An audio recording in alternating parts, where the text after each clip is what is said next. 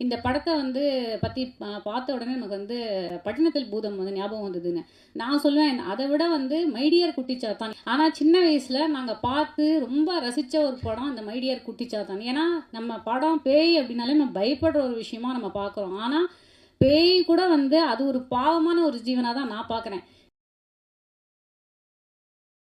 அடுத்ததாக எல்லா படத்திலுமே வந்து முக்கியமான கதாபாத்திரம், ரொம்ப அழகான நடிப்பு, ரொம்ப யதார்த்தமான நடிப்பு. அதே மாதிரி இந்த படத்திலுமே நடித்து கலக்கியிருக்காங்க. வெர்சடைல் ஆக்டர் வினோதினி அவர்களை அன்போடு மேடை கழைக்கிறோம் பேசுவதற்காக.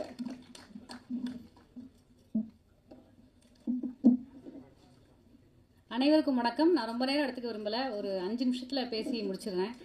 இங்கு எங்களை வாழ்த்த வந்திருக்கும் ஊடக நண்பர்கள், திரைத்துறைக்கு, திரை கலைஞர்களுக்கு தொடர்ந்து ஆதரவு அளித்து கொண்டிருக்கிற ஊடக நண்பர்களுக்கு முதல்ல என்னுடைய நன்றி கலந்த வணக்கங்கள். மற்றும் மேடையில் வீட்டிற்கும் இங்கே வீட்டிருந்த ஆண்டோர்கள், சான்றோர்கள், பெருமக்கள் மற்றும் வந்திருக்கும் அனைத்து ஸ்பெஷல் கெஸ்ட்ஸ் அனைவருக்கும் என்னுடைய நன்றி கலந்த வணக்கம்.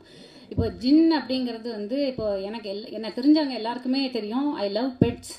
அண்ட் இப்போ ஜின்னு வந்து நம்ம சொல்லலாம், அந்த நாய் வந்து வளர்க்குறோம். இப்போ சொல்லிட்டு இருந்தாங்க யாரோ இந்த மாதிரி பூனை நான் வளர்க்குறேன், நாய் வளர்க்குறேன். பெட்டு வந்து பேயை கூட வந்து நம்ம பெட்டாக வைக்கலாமா அப்படிங்கிறத இயக்குனர் பாலா அவர்கள் வந்து என்கிட்ட சொன்னபோது தான் நான் ரியலைஸ் பண்ணேன். ஆனால் அங்கேயே வந்து ஒரு அமானுஷ்யமான ஒரு விஷயம் நடந்தது. இந்த படம் ஃபுல்லாகவே இன்றைக்கி இந்த இடத்துல மேடையில் நம்ம வந்து வீட்டு இருக்கோம் அப்படிங்கிறதே ஒரு பெரிய ஒரு மிரக்கல் அப்படின்னு தான் நான் சொல்லுவேன்.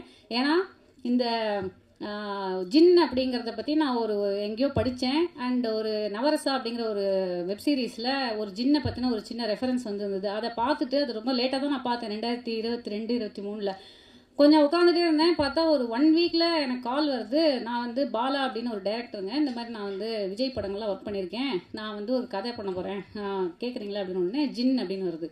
எப்படின்னு தெரில, இந்த படம் ஃபுல்லாக வந்து அவ்வளோ கோஇன்சிடென்சஸ். நான் வந்து சம்டைம்ஸ் யோசிப்பேன், இங்கே வந்து சொன்னார் ஒரு ஆர்கே செல்வமணி சார் தான் சொன்னார்னு நினைக்கிறேன், I think R V Udhayakumar சொன்னார்னு நினைக்கிறேன். இந்த படத்தை வந்து பற்றி பார்த்த உடனே நமக்கு வந்து இந்த பட்டினத்தில் பூதம் வந்து ஞாபகம் வந்ததுன்னு நான் சொல்லுவேன். அதை விட வந்து மைடியர் குட்டிச்சாத்தான் இன்றைக்கி தான் சார் எனக்கு தெரியும், கேஆர் சார் தான் அதை வந்து டிஸ்ட்ரிபியூட் பண்ணியிருக்காரு அப்படின்னு. ஆனால் சின்ன வயசில் நாங்கள் பார்த்து ரொம்ப ரசித்த ஒரு படம் அந்த மைடியர் குட்டிச்சாத்தான். ஏன்னா நம்ம படம் பேய் அப்படின்னாலே நம்ம பயப்படுற ஒரு விஷயமா நம்ம பார்க்குறோம். ஆனால் பேய் கூட வந்து அது ஒரு பாவமான ஒரு ஜீவனாக தான் நான் பார்க்குறேன். ஏன்னா இங்கே வந்து பார்த்திங்கன்னா பேய், பூதம் ஆர் கடவுள், ஆன்மீகம், இது அமானுஷ்யம் ரெண்டுமே வந்து இந்த இன் யாங் பட்டர்ஃப்ளை எஃபெக்ட் எல்லாமே வந்து ஒன்றா தான் நான் பார்க்குறேன். அது ஒரு பாசிட்டிவ் எனர்ஜி அப்படின்னு நம்ம சொன்னோம்னா அது வந்து ஒரு ஆன்மீகமாக மாறுது. அதே ஒரு நெகட்டிவ் எனர்ஜியாக மாறும்போது அது வந்து நம்ம ஒரு அமானுஷ்யமாக நம்ம பார்க்குறோம். ஸோ இந்த படத்தில் வந்து இந்த மைடியர் குட்டிச்சாத்தான் அந்த மாதிரி வந்து ஒரு என்டிட்டி ஒன்று இருக்கும்.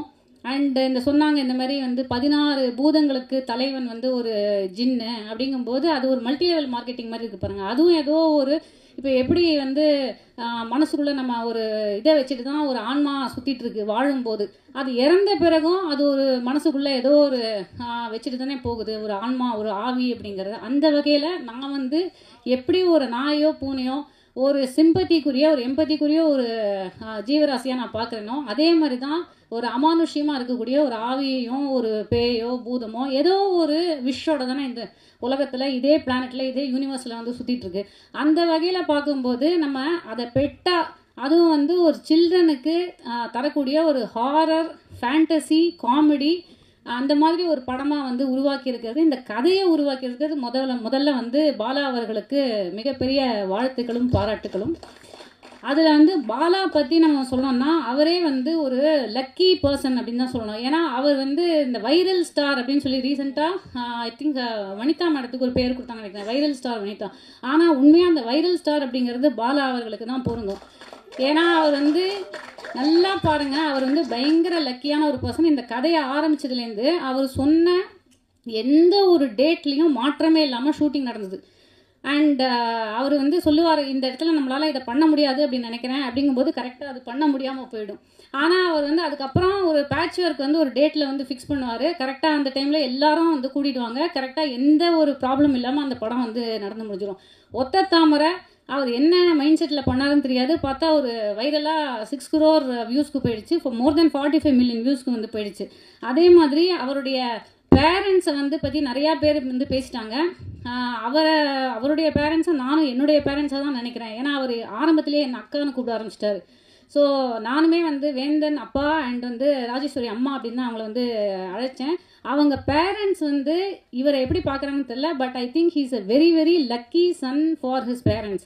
ஏன்னா அவர் மூலமாக அவங்க இன்றைக்கி நான் ஒவ்வொருத்தர் பேசும்போதும் அவரை வந்து பற்றி பேசும்போதும் எனக்கு என்ன புரியுதுன்னா, அவங்களுடைய பேரண்ட்ஸுக்கு அவர் எந்த அளவுக்கு ஒரு பெருமை சேர்த்துருக்காரு அப்படிங்கிறத நல்லா புரிஞ்சுக்க முடியுது. அண்ட் அவர் வந்து இயக்குனர் அவர்கள் சொன்ன மாதிரி ஒரு 3 டைப் ஆஃப் ப்ரொடியூசர்ஸ் இருக்காங்க. அப்படிங்கும்போது பாலா அவர்கள் இந்த படத்தில் not only as a director, நான் முதல்ல அவர் வந்து ஒரு சிறந்த ப்ரொடியூசராக நான் பாராட்டேன். ஏன்னா ஒரு பேமெண்ட் பாக்கி கூட இல்லாமல் படம் ஆரம்பிக்கிறதுக்கு முன்னாடி எல்லா ஆர்டிஸ்ட்டுக்கும் கரெக்டான டைமில் அட்வான்ஸை போட்டு லாஸ்ட்டு டப்பிங் முடிய அன்னைக்கு எக்ஸாக்டாக பேமெண்ட்டை வந்து எல்லாருக்கும் வந்து கிளியர் பண்ணி கொடுத்துட்டாரு. அண்ட் இன்றைக்கி சொன்ன மாதிரி அவர் வந்து அந்த பிஸ்னஸ்லேயும் அவ்வளோ தெளிவாக அதை எப்படி அந்த படத்தை ப்ரொமோட் பண்ணி இவ்வளோ பேரை திரட்டி இன்றைக்கி வந்து கொண்டு வந்து சேர்த்துருக்கணும் அப்படிங்கிறதுல மிகப்பெரிய ஒரு நல்ல ஒரு சிறந்த ப்ரொடியூசராகவும் தமிழ் சினிமாவுக்கு அவர் கிடச்சிருக்காரு அப்படிங்கிறது தான் இந்த இடத்துல நான் சொல்லிக்கொள்ள விரும்புகிறேன். முகேன் ராவ் அவர்களை பற்றி ஒன்று சொல்லியிருந்தோம். அவரும் இந்த படத்துக்கு வந்து ரொம்ப லக்கி. ஏன்னா பார்த்தீங்கன்னா அந்த சீசனில் அவர் பிக் பாஸில் இருந்தபோது நிறையா கண்டஸ்டன்ஸ் இருந்தாங்க. அவங்க எல்லாருமே வந்து ஈக்குவலி ரொம்ப ஒவ்வொருத்தர் ஒரு வகையில் சிறப்பித்த கண்டஸ்டன்ஸ். ஆனாலும் அவர் வந்து மக்களுடைய மனதில் இமீடியட்டாக அவர் கேட்ச் ஆன் ஆகி அவருக்குன்னு வந்து ஒரு லக்கி சாம் அப்படிங்கிற மாதிரி இருந்து இவங்க 2 பேர் காம்பினேஷன், அதாவது பாலா அண்ட் இவங்க 2 பேரும் சேர்ந்தாலே இந்த ஒத்த தாமரை மாதிரி ஒரு வைரலான கண்டென்ட்டை கொடுக்க முடியும். அதே மாதிரி இவரும் வந்து பிக் பாஸ் டைட்டில் வின்னர் ஆகி இந்த படத்தில் ஜின் அப்படிங்கிற படத்துலையும் இதே காம்பினேஷன் வந்து லக்கியாக எல்லாருக்கும் ஒர்க் அவுட் ஆகும் அப்படின்னு நான் நினைக்கிறேன். பவ்யா அவங்கள பற்றியும் 100% அவங்க வந்து எல்லாரும் அவங்களுடைய லுக்ஸை வந்து சொல்கிறாங்க. But what I found in her, அவங்க வந்து ஒரு north Indian, I think she's Rajasthani or something, Punjabi. ஆனால் அந்த டைலாக் எல்லாம் நான் ஆல்மோஸ்ட் தமிழ் கற்றுக்கிட்டாங்க எங்களோட நடிக்கும்போது. ஒரு அமேசிங் பெர்ஃபார்மர். அண்ட் இந்த படத்துக்கு அவங்களும் வந்து இந்த அமானுஷ்யத்தெல்லாம் நிறையா ரியலைஸ் பண்ணியிருக்காங்க. அதை பற்றி கண்டிப்பாக நீங்கள் சொல்லணும் அப்படின்னு நினைக்கிறேன். இந்த படம் நடந்துட்டு இருக்கும்போதே நிறையா ஷூட்டிங் ஸ்பாட்டில் மற்றும் அவர் வந்து தங்கியிருந்த இடத்துலையும் சில அமானுஷ்யமான சம்பவங்கள் வந்து நடந்துட்டு இருந்தது. அண்ட் தமிழ் இதுலேயே வந்து சினிமாவில் இந்த ஃப்ரான்ச்சைஸ் அப்படின்னு நம்ம சொல்லுவோம். அரண்மனை, காஞ்சனா, அந்த மாதிரி ஜின் அப்படிங்கிறதும் பார்ட் 1, பார்ட் 2, பார்ட் 3 அப்படின்னு ஒரு நல்ல ஃப்ரான்ச்சைஸாக அமையணும் அப்படிங்கிறதும் இந்த நீதியரசர் அவர்கள் வந்து பேசும்போது அவர் பேசிகிட்டு இருக்கும்போதே ஒரு அமானுஷம்னு சொல்ல முடியாது, ஒரு நல்ல ஒரு கோஇன்சிடென்ஸாக நலம் வாழ அப்படின்னு ஒரு பாடல் வந்தது. அந்த மாதிரி இந்த படத்துக்கு வந்து பல சின்ன சின்ன டீட்டெயில்ஸில் நிறையா நல்ல விஷயங்கள் நடந்திருக்கு. ஸோ இது வந்து ஒரு மிகப்பெரிய ஒரு ஃப்ரான்ச்சைஸாக ஜின் ஃப்ரான்ச்சைஸ் அப்படின்னு வந்து ஒரு 5 வருஷம் 10 வருஷம் கழிச்சு ஜின் ஃப்ரான்ச்சைஸ். அதில் ஆரம்ப கால ஜின் பார்ட் 1ல் வந்து நான் நடித்தேன். அதே ஜின் பார்ட் 10 எடுத்தாலும் அதில் நான் நடிக்கணும் அப்படிங்கிறது என்னுடைய prayers. And thank you all for coming. உங்களுடைய பிளெஸ்ஸிங்ஸ் இங்கே வந்து மனிதர்களாகிய நம்முடைய பிளெஸ்ஸிங்ஸ். ஆன்மீக துறையிலேருந்து வந்திருக்காரு மகாவிஷ்ணு அவர்கள், அப்புறம் காவல்துறையிலேருந்து வந்திருக்காங்க, அண்ட் நீதித்துறையிலேருந்து பல துறைகள் அட்வொகேட் வந்திருக்காங்க.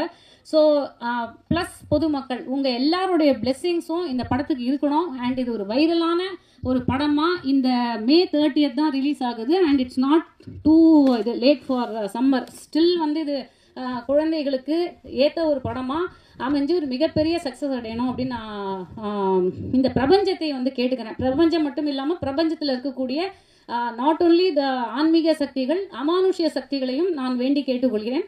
நன்றி, வணக்கம். சாரி, நான் வந்து இந்த விழாவுடைய நாயகர்கள் விவேக் மர்வின் அவர்களை பற்றி நான் வந்து மென்ஷனே பண்ணல.